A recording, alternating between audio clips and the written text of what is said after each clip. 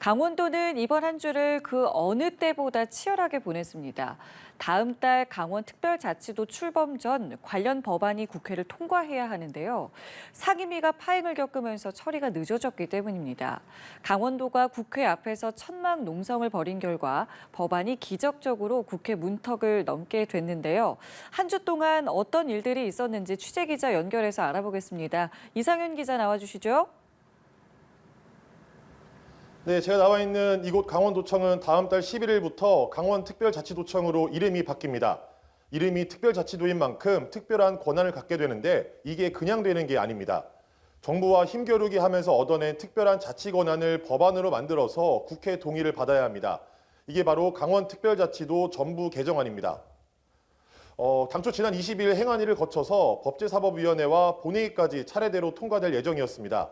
그런데 중앙선관위의 북한 해킹 보안점검 거부와 민주당 돈봉투 전당대회 논란으로 여야가 갈등을 빚으면서 법안을 심사해야 할 행정안전위원회가 파행을 겪게 됐습니다. 사정이 이렇자 김진태 도지사를 비롯한 지역 주민 천여 명이 곧바로 국회를 찾아가 천막 농성을 시작했습니다. 고성을 지르며 항의를 하는 건 기본이고 일부 주민들은 삭발까지 했는데요. 간절한 염원이 전달됐는지 지난 24일 법안이 행안위를 통과했고 25일 법사위를 거쳐 본회의 문턱도 넘게 됐습니다. 국회법상 상임위원회를 통과한 법안은 최소 5일간의 숙려 기간이 필요하지만 법안 통과의 시급성에 여야가 모두 공감하면서 곧바로 처리를 할 수 있게 됐습니다. 법안 통과 직후 김진태 강원도지사의 발언 들어보시죠. 그래 강원도 너네 그동안 고생 많았다. 이제 한번 마음껏 한번 뛰어보라. 그런 마음 아니겠습니까? 우리 국민 모두 대한민국 국민들께도 고마운 마음 잊지 말아야 될 겁니다. 강원특별자치도. 네, 그러면 이번에 통과된 법안에는 어떤 특례들을 좀 담고 있나요? 네, 강원특별자치도의 핵심은 바로 규제 자유화입니다. 강원도는 접경지역이라는 특성과 천혜의 자연환경으로 2중, 3중 묶여 있었던 규제를 걷어낼 수 있게 됐습니다.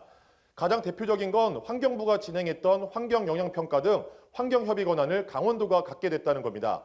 다만 난개발이 우려되는 만큼 향후 3년간의 성과를 평가해 존속 여부를 결정키로 했습니다. 또 국방 분야에서는 접경지역 군부대가 지자체의 먹거리 통합지원센터와 수의계약을 할 수 있고 도지사가 요청하면 국방부 장관이 미완용 군유지 현황을 제공하도록 했습니다. 산림 분야는 도지사가 산림 이용 진흥지구를 지정해서 전망시설과 수목원, 레포트 시설 등을 설치할 수 있도록 했습니다. 특히 과거에 절대 농지라 불렸던 농업진흥지구 역시 도지사가 농촌활력 촉진지구를 지정해서 4천만 제곱미터 안에서 이를 해제할 수 있는 권한을 갖게 됐습니다. 법안은 이 밖에도 강원도의 미래산업과 자치분권 강화를 위한 크고 작은 특례 84가지를 담고 있습니다. 강원도는 입법 과정에서 미흡했던 부분은 추가 개정을 통해 보완해 나간다는 계획입니다. 지금까지 강원도청에서 연합뉴스TV 이상현입니다.